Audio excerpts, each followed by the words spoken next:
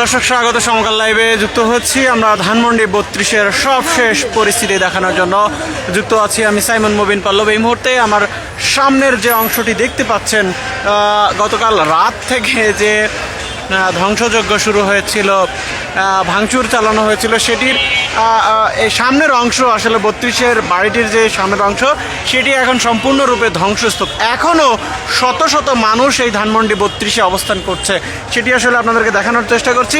নতুন যে তথ্য আপনাদেরকে জানাতে চাই, এই ধানমন্ডি 32-এ একটি গরু নিয়ে আসা হয়েছে এবং জিয়াফত পালন করা হবে বলে আমরা জানতে পেরেছি যে এই বাড়িটির জিয়াফত করে বিরানি এবং অন্যান্য যে কার্যক্রম আছে তারা দোয়া মাহফিল করে সেটি করবেন বলে এটি গরু নিয়ে আসা হয়েছে বলে আমরা জানতে পেরেছি এবং সেই দৃশ্য আসলে আপনাদেরকে দেখানোর চেষ্টা করছি। দর্শক, আপনারা দেখছেন সমকাল লাইভ। আমরা সরাসরি যুক্ত আছি ধানমন্ডির 32 নম্বর বাসভবনে।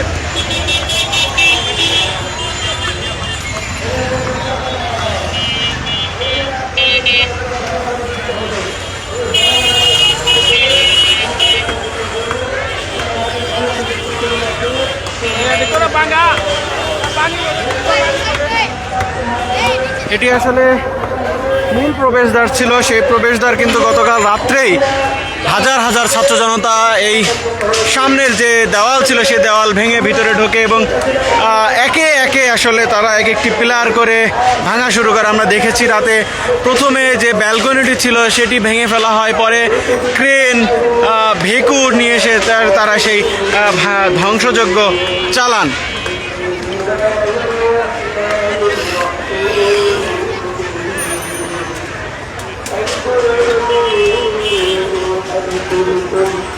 আমরা ভেতরে ঘুরে ঘুরে দেখছি সেই দৃশ্য যা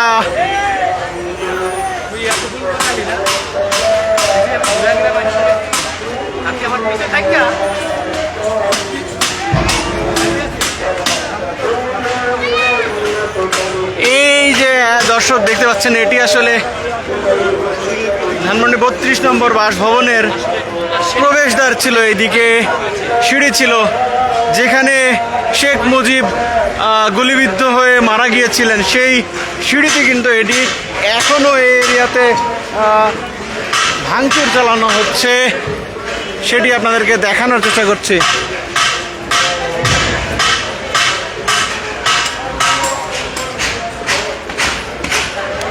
এখানে উৎসুক জনতার যেমন ভিড় আছে, তেমন কিন্তু এখানে বিভিন্ন জিনিসপত্র নিয়ে যাওয়ার মতো আমরা হাজার হাজার মানুষ দেখতে পাচ্ছি। এখানে যারা আসছেন তাদের সাথে একটু কথা বলতে চাই। এখানে আসলে কি দেখলেন এসে, যদি একটু বলতেন। এসে যতটা চেয়েছিলাম তার চেয়ে বেশি দেখতে পাচ্ছি।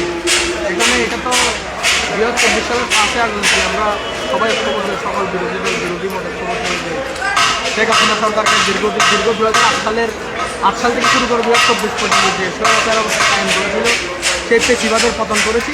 এটা অবধারিত ছিল, এই ধ্বংসস্তূপ অবধারিত ছিল।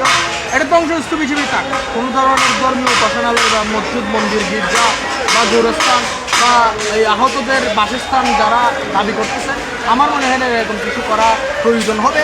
যদি এটা যেভাবে ভাঙাচুরা আছে ওভাবে যদি ভাঙাচুরাকে সংরক্ষণ করা হয়, তাহলে পরবর্তী প্রজন্ম দেখলো শেখ হাসিনার যে কৃতকর্মের কারণে কী অবস্থা যে ওর হয়েছে, পরবর্তী প্রজন্ম আপনার এই সম্পর্কে কিছুটা আইডিয়া পাবে এবং পরবর্তীতে যারা সরকারে আসবে তাদেরও মোটামুটি একটা ধারণা হবে বাংলাদেশের এই প্রজন্ম সম্পর্কে, জেনজি সম্পর্কে ধারণা হবে, তারাও সুন্দরভাবে দেশকে পরিচালনা করবে বলে আশাবাদ।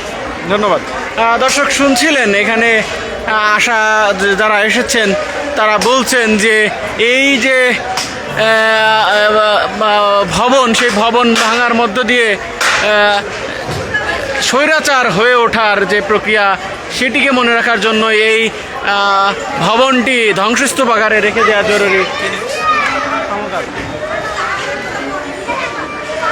জরুরি এবং এই জরুরি সাথে সাথে কেউ যেন আবারও নতুন করে স্বৈরাচার হতে না পারেন, সে কারণেই কিন্তু তারা এখানে এই ধ্বংসস্তূপটি রেখে দেওয়ার পক্ষে বলছেন।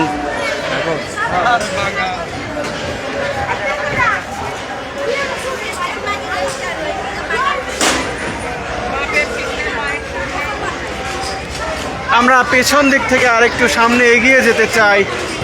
যদিও রাত্রে আমরা এই অংশটি দেখিনি। এদিকে এটি একটি মিউজিয়াম ছিল, স্মৃতি জাদুঘর হিসেবে এটি রাখা হয়েছিল। সেটির ভিতরে এখনও আমরা আগুনের লেলিয়ান শিখা দেখতে পাচ্ছি, ধোঁয়ার কুণ্ডলি উঠছে এখনও। এবং এটি গতকালও অবয়বটি একই রকম ছিল, কিন্তু আজ দেখছি সামনের একটি অংশ পুরোটাই ভেঙে ফেলা হয়েছে।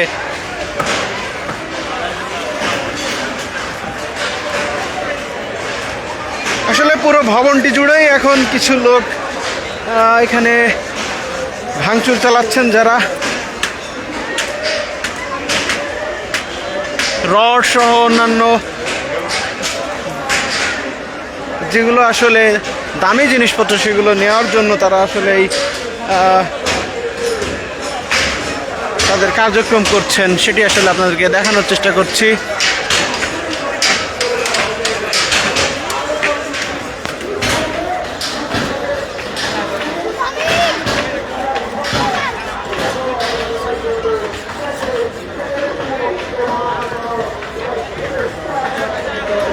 পুরো ভবনটি আপনাদেরকে ঘুরিয়ে ঘুরিয়ে দেখানোর চেষ্টা করছি। ধানমন্ডি 32-এর শেখ মুজিবের বাড়িটি এখন শুধুই ধ্বংসস্তূপ।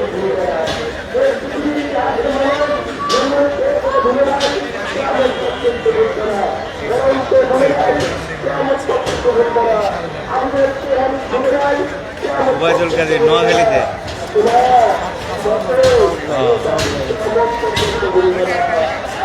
এসব জামাত শিবির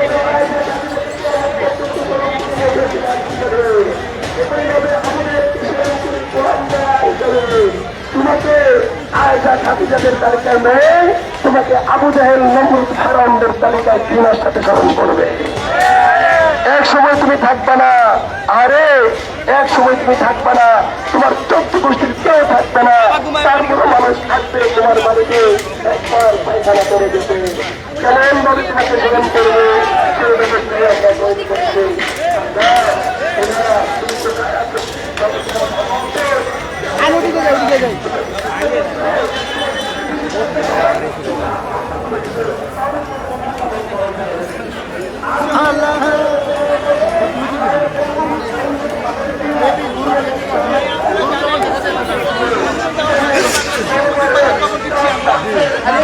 মাধ্যমে যারা সমর্থন করেছে, যারা স্থান দিয়েছে তাদের দিচ্ছি কত বড় ভুল করেছে। আমাদের মূল উদ্দেশ্য হচ্ছে হাসিনা মোদির সাথে মিলে এই বাংলাদেশে সাধারণ মানুষকে গরু খাওয়া একটা কঠিন করে বিষয় করে তুলছে। আপনারা জানেন ভারতে মুসলমানরা গরুর গোশত খেতে পারে না, তেমনি এই হাসিনা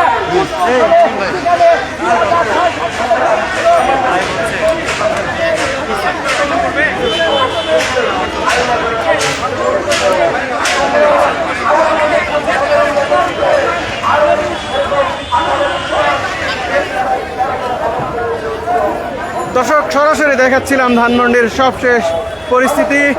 পরবর্তীতে আবারও যুক্ত হব আপনাদের সাথে, সে পর্যন্ত সমকালের সঙ্গেই থাকুন।